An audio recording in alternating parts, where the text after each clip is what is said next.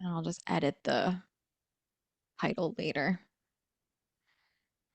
Is the lighting okay? Can you see my face? I Okay. moved the camera so I don't have to look at it. Amazing. All right. I'm here with Kelly. And Kelly is my friend. We've been friends for a really long time, and I love Mhm. her so much.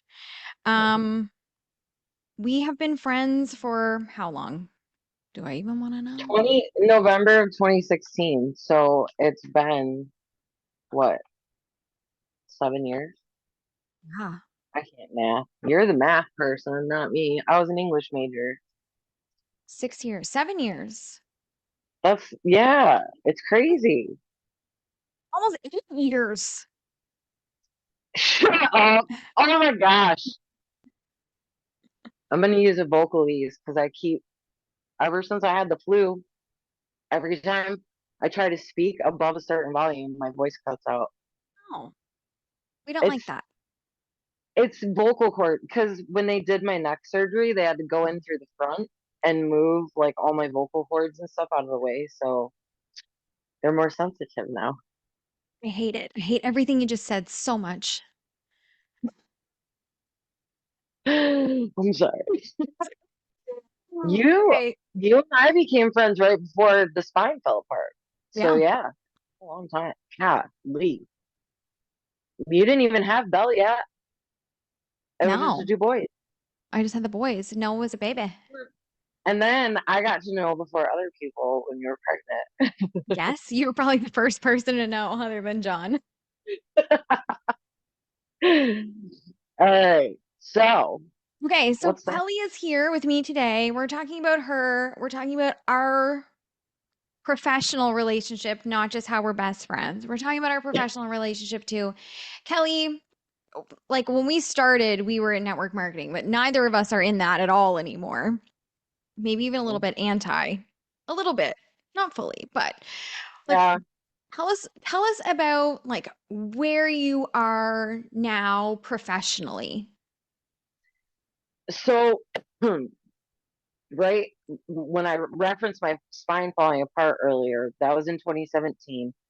And uh, as Brittany knows, experiencing a lot of medical gaslighting from doctors and specialists for 2.5 years, searched for a diagnosis. And during that whole period of time, I'm a social scientist by training in nature. I have a master's in political administration, a bachelor's in poli sci.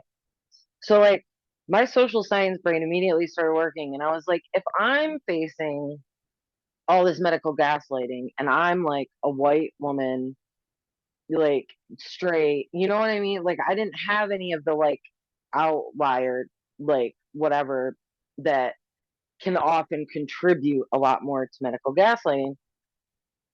Um, and I was like, and I know how the system works because I spent my whole career advocating for other people and helping them find resources.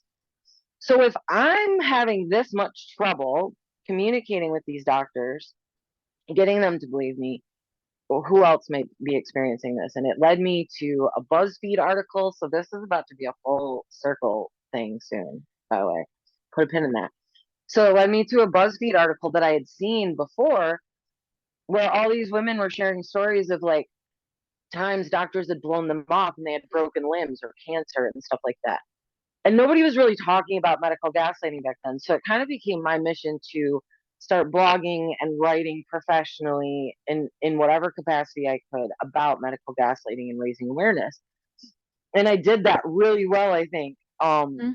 It was like a 4 year span of time. But while I was raising all that awareness and doing all that advocacy work, I was also still fighting my own fight. And so I'm now post op for spinal surgeries and a medically necessary hysterectomy, all things that might have been prevented years ago if people had believed me. And I had to take a couple years off because I kind of had a mental breakdown, which you know. Rightly so. I yeah, right, yeah. It's not like I didn't earn it. I earned that mental breakdown. Um, so and then simultaneously with the medical battle, there was the legal and financial battle. I was fighting for social security disability benefits. I had to sue the government. It was Then COVID hit in the middle of it. So it turned out to be like a 5.5 year process, but I did win. I won my Social Security disability benefits. And then I was like, after that, I was like, okay, if I keep living like I have to fight me against the world, or me against the government, or me against a $1 billion corporation, I'm not going to be able to recover and find the quality of life that I want. I have to figure out how to channel the anger and grief Mhm. and all the different emotions that I had at the end of that journey. And I remember writing to Brittany and being like, I don't know what I'm supposed to do next, but I don't feel like I'm supposed to move forward with the medical gaslighting project, which was an idea I had for a book and things. I'd done a lot of research and interviews, and it's not that I didn't care about it anymore, but I just had to get out of that fight mode. And the thing that got me through everything was art and creating and hand stitching, especially. So I picked up a hobby that turned into a lifeline, which has turned into a professional pursuit. And I started the Affordable Art Revolution last year to spread more love and joy everywhere, especially to spoonies and disabled people everywhere through art and the written word. And it's all about making art and handmade hobbies and items you want to purchase more accessible to people who lack access because of disabilities and financial resources. People don't realize that Social Security disability isn't like a set amount. It's based on whatever you earned in your lifetime. And if you're a young person when you become disabled, I was 35, you haven't built up that Social Security fund. And Right. I worked in nonprofit. So I really and I didn't make huge high salaries because I worked in nonprofits. So it's not like I was like, oh, I'm ready to medically retire and like collect my Social Security. It was like, how am I gonna live off $1,200 a month? Like, and like, I've had people like accuse me of somehow like, I don't know, people like people are like, yeah, but you won your case, you got all that money, girl. This A is million. not all. We're talking tens of thousands of dollars, like 50 grand essentially for 5 years of my life. So like much less than I would have made working. So it's not like Yes. so I love art and I love creating. Uh, but it can be expensive. Craft supplies can be expensive. Yeah. I also live in an apartment right now. Like our family's been rebuilding our life for the last few years, and we're finally to the point where we're like looking to move out of the apartment into a home. But um, everything that I do is in the corner of like this corner of the room around me. Um, and for me, embroidery is most accessible because it's lightweight. There's lots of resources. I think the only thing we lack as far as learning resources is funny younger people teaching some of these things. Which is where I plan to come in. So, You're already um, there. yeah, um, yeah, I'm a unicorn. You're not gonna find another one like. So I flip the idea of old lady crafts on their head basically, Mm. and make subversive cross stitches and Christmas stockings and all these hand embroidered things. And now I'm starting Christmas stockings for the Bud family, so that's exciting. Oh, I can't wait. But yeah, everything that I sell in my shop on my site is pay what you can unless it's customer personalized. And Mm. so I'm like one of your outlier clients because most of your clients are coaches or online personalities and creators and things like that. And I am a personality, For sure. but I make physical things to sell. And um for me being disabled, is a superpower. Like my disability, yeah, I have days, trust, where I'm like, I don't want to do it anymore. I just want a normal body. Like, I want a biotypical body. I want to not have to think about every single move that I make. I want to not have to think about what kind of house I can grow old in when I'm only 41. You know what I mean? Like, I don't want to have to think about that. But I do believe that my disabilities have become my superpowers because it has made me even more empathic, more compassionate, which most people would not have thought possible. Like when you work in nonprofit, you already have a pretty big compassion bucket, you know? Yeah. Big heart. So and I understand things more. Like I don't get angry or stressed out or impatient with people the way that I used to because I've gotten so used to having to wait Mm. for answers, for appointments, for scans, labs. I mean, you know what it's like. You're like, oh, I have an appointment at 1 o'clock, but it might be 5, 6 by the time I get Right. out of here. like, Yeah. um, Spend your day. like, Jeff's daughter Maddie always jokes. She's like, "You're so much better at the pickup line than Dad is because you're so patient." He like freaks out, and I'm like, "There's nothing to freak out about.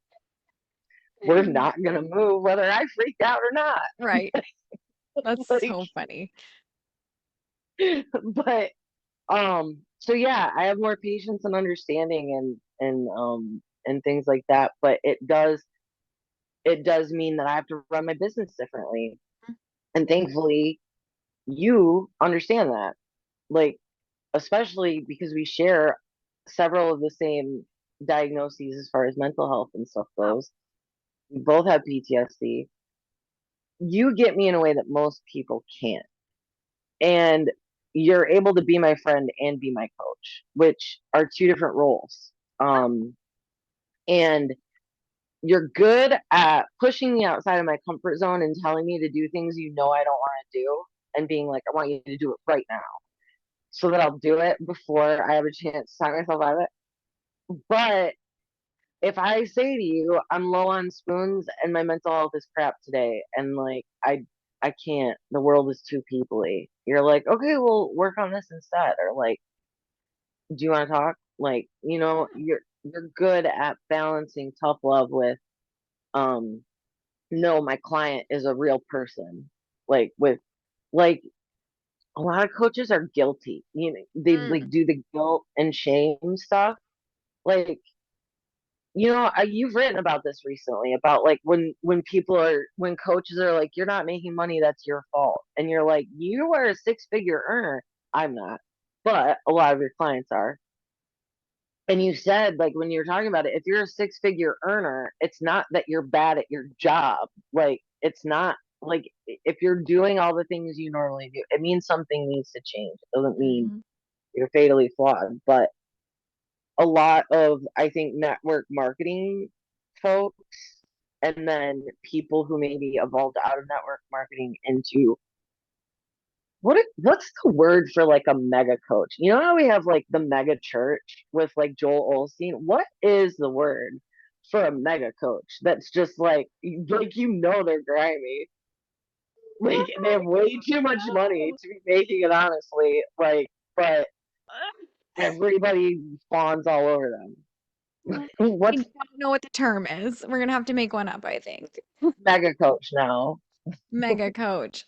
I mean, they exist for sure. I names are popping in my head as you're saying this. Well, and some of the first people we ran into that were coaches, I think I think for you and I, the reason why we don't totally hate network marketing is because for us, it was our way of dipping our toes into the water and like getting used to having an online presence, Mm. getting used to sharing ourselves vulnerably, not in a gross way. I don't feel like I've seen people write about how they thought every single detail of their life had to be like used as content and stuff like that. And I didn't feel that way. I When I was in network marketing, I was mostly talking about health and wellness and stuff like that. And then also selling products, but I was never like one of those, I gotta get 20 people on my downline. Like, the first few people that we ran into in coaching, it was that Yeah. first generation of like multi-level marketing, like cult coaches and stuff. Well, coaching. I think that's why network marketing gets such a bad rap is because of the culture. It's not the Mhm. products. It's not even totally the model. I mean, sometimes the model can be abusive, but it's the culture that's abusive to people. Dude, I'm not even kidding you. The other day, my friend Noel was like making fun of someone who we weren't just like petty. We were joking back and forth because it was a person that has harmed my family. So Okay. she was like being petty and support. And she's like, "Oh, they're doing a MLM now." And I was like, "What?" And she like is reading the scripts of the post, and I was like, "Oh." And she's like, and I was like, I used to do a MLM. I was like, I was a network marketer.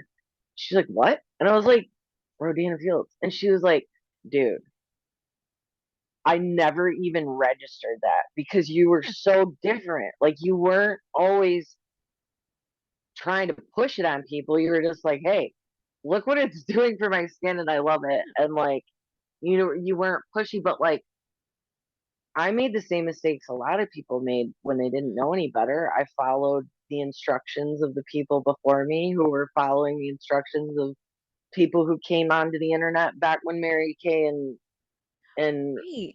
uh what's the other one? Uh Amway and Avon and all that, Avon. Oh yeah, I used to Like love Avon. my mom tried so hard. My poor mother, God bless her, when I was like 12, I was always a tomboy and I never wanted to wear makeup and stuff. And she was trying to like bond with us. So she had a lady come over with like Mary Kay cosmetics and stuff. And I was just Oh, like, not. no, thank And you. I think about myself as a teenager now, and I would just like to again tell my mother that I'm sorry. She's, I'm sorry, Mom. I love you. I tell her that all the time. That's so cute. Okay, so let's talk about like where we are now, where you are now. So, like we did network marketing, but Kelly and I have been working closely together for like 16 Yeah, months. Christmas yeah. And Eve, some time in the night, my whole family's here, and I get a message from Kelly being like, "Yo, I have this idea. So that's when I started the affordable art revolution and decided to make more of an effort to make my stuff more accessible and hopefully bring other artists into the fold. So if you are an artist and you're watching this and you're interested in contributing, I love having guest artists contribute things. Um, every month starting in April, at the end of the month, I'm doing a different release of whatever I feel like creating that month. I do like hand embroidered stash jars and makeup bags and the Christmas ornaments and all kinds of things. I'm working on these gnome. oh my Can you see them? goodness, they're so Gnome door cute." hangers. So I'm making a Cool. bunch of spring stuff to put out in April. So we sell the physical art on the site, but then also I'm filming videos, tutorials, and classes where I will teach people how to do different patterns because I create my own digital embroidery patterns. You can buy them on my site, and then I'm gonna have classes where like I'll walk you through completing that pattern, or like while I'm working on Brittany stockings, I'll be filming a lot of that because I'll be doing the tutorial videos that I'll use on my website later so that people can follow along to make those kits. So I'm really excited. I became a plaid ambassador for Plaid Crafts. Plaid Crafts and Busilla are the brands that put out the cute little kits that I love to make. And so that's even more fun because now I get new releases and stuff before they come out and I can Love put them that. on my site. And yeah, and then I'm starting a new podcast called You Make Me Sick with my bestie Noelle. And it's That. gonna be a conversational comedy podcast that talks about medical gaslighting and living with invisible disabilities or being dynamically disabled, which is a term people are starting to become familiar with. And but doing it in a fun way. So we're going to talk about our experiences. We're going to interview other people about their experiences, use some of my research and things from when I was writing the medical gaslighting project, and we're going to turn it into a conversation with laughter and humor. We will use laughter to heal. Because Noelle and I are both chronically ill and chronically chill, as I like to say. Love it. She has a really severe and very complicated type of Crohn's disease. Mm. Um, and she just had surgery a few weeks ago. And then I'm the spine patient. We both live with chronic pain and stuff. And we both have dark senses of humor, but we Have to. both feel, yeah, You have to. you know, you cannot survive this life at all, but especially the life of like living with chronic diagnoses and things. Like you can't, if you lose your sense of humor, you will die. Like you can't keep going. Yeah. um and Noelle and I have a lot of fun together and laugh until we cry pretty much every time we're together, so we decided to open that up. And yeah. And then what else have I got going on? um oh, we're going to be in BuzzFeed. I'm going to be in Buzz. So not together. We pitched ourselves separately. I did, you did, and our friend Nicole did, and we all got handpicked. Which, like, what are the odds with all I the know. different I know. publications? I'm blown away. It's crazy. I have to write my stuff up and send it in. So I'll I was probably be working on hitting you mine up. this morning. It's not Well, done. we can switchy and proofread and like, Hey, yeah. So let's do just, that. yeah. But like, that's one of the cool things too. So I was thinking about this. I made friends with you because of network marketing. Like that's Mhm. how we got introduced to each other. We bonded, we became really close. And then years later, because you started coaching like what, 4 or 5 years Four ago, years right? ago, yeah. But at that point, I was in no condition to be trying to like build new ideas and brands and things like that. I was just too fragile. But we would talk about when the day came and I was ready, like we'd be really excited. So flash forward, what, 16 months ago, Yep. I'm like, I have this idea. Hey, can I work with you? Like, you know, what? Let's figure out what to do for me in the future. And you were like, hell yeah. And then I met Nicole, Mm, and she's also neurosparkly like you and I are, and her and I hit it off, and you guys are close, mm. and so like just becoming friends with her, she introduced me to Brooke, who has brought all these crazy like opportunities. Like my stuff was in a magazine over the holidays for like a holiday gift guide, and like Ah, I've done all these interviews, and now all of me, you, and Nicole are all going to be featured in this BuzzFeed article. And it's kind of like this huge full circle moment because I'm obsessed with BuzzFeed and I love BuzzFeed, and they wow. helped me when I was figuring out what medical gaslighting was. They helped, Yeah. like that, their content helped me. So like I was thinking, how cool is that this is like the perfect demonstration of what happens when women lift each other up Hmm.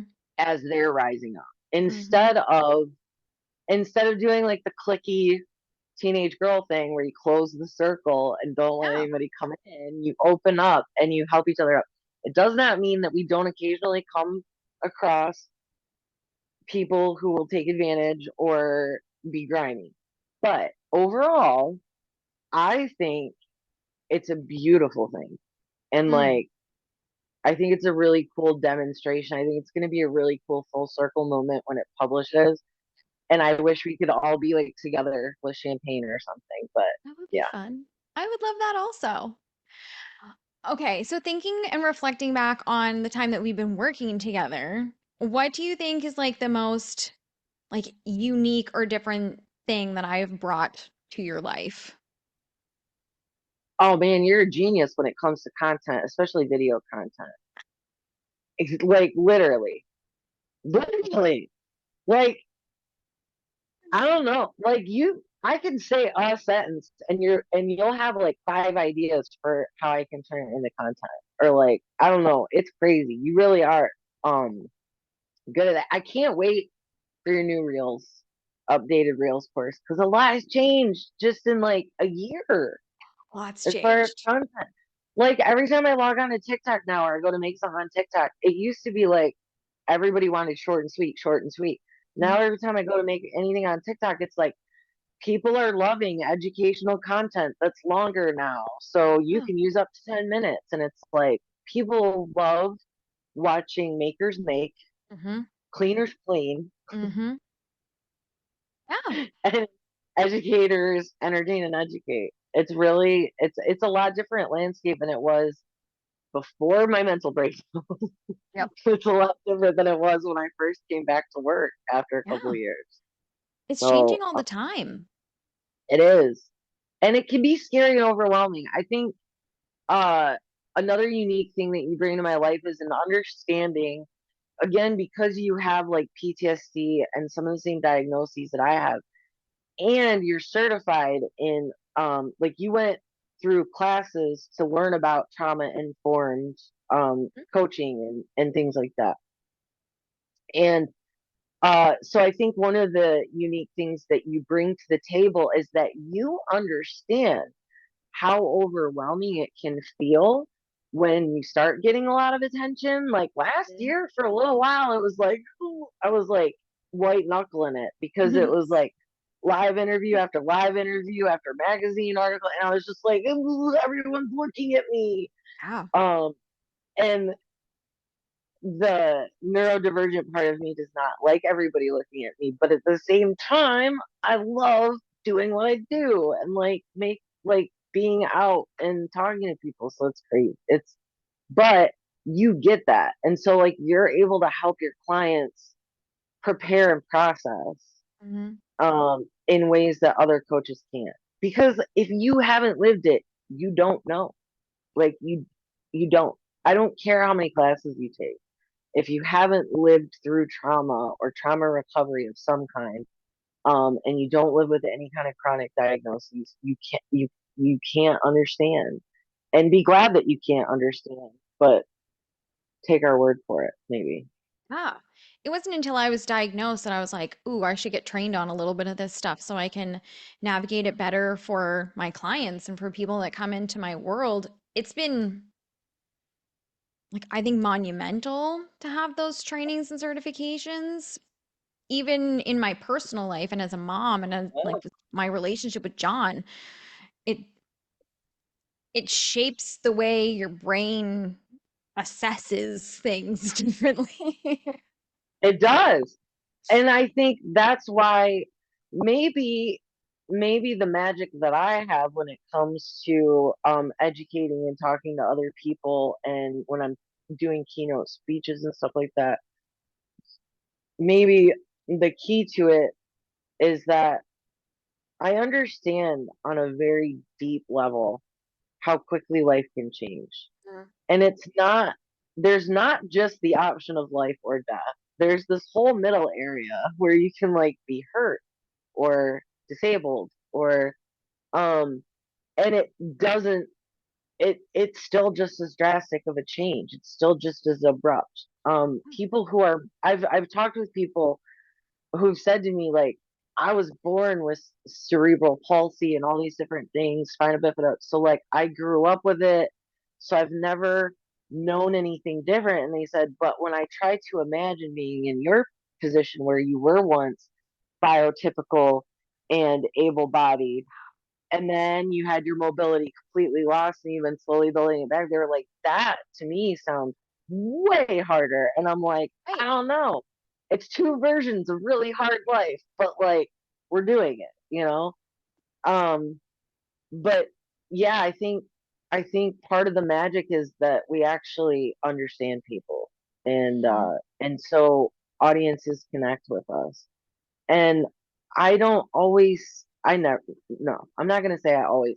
I almost never see my greatness like reflected back at me. I'm one of those people. Yes, I'm working on it in therapy. Like, yes, but when I do, like in those moments when I do see myself clearly, I'm like, holy crap, look at everything I accomplished while keeping myself alive and upright. Yeah. Yeah. It's crazy. You're amazing. I'm kind of a unicorn. You are a I've come to unicorn. I said somebody said something and I recently and I was like, I'm the best damn time anybody's ever had is what I am. Try That's me. exactly right. Okay, I just have one more question before we hang up. Is like anybody watching this that's thinking about like joining Unrivaled, joining 10K, joining whatever other things I have going on, what advice would you give them? Just do it. The 10K formula is awesome because you're in like if you're in a spot where you're maybe not making six figures or something, but that's your goal, or whatever your goal is, you're trying to get to. I think 10K formula is awesome because on the weeks that I feel uninspired, I always leave our calls inspired by something that one of the girls has talked about, or you've talked about, or like I'll just have random ideas come to my head for them when they're like, I don't know how I want to do this. I'll be like, oh, you could try this. And we Yeah. all do that. Hmm. And so it gets the juices flowing. So if you're a person who likes being surrounded by like-minded people and you enjoy cheering others on and having others cheer you on, if words of affirmation and stuff are helpful to you, they are to me. Hmm. Love 10K formula. If you want that times 10, do the unrivaled or one to one because uh I mean having your undivided attention is like a treat.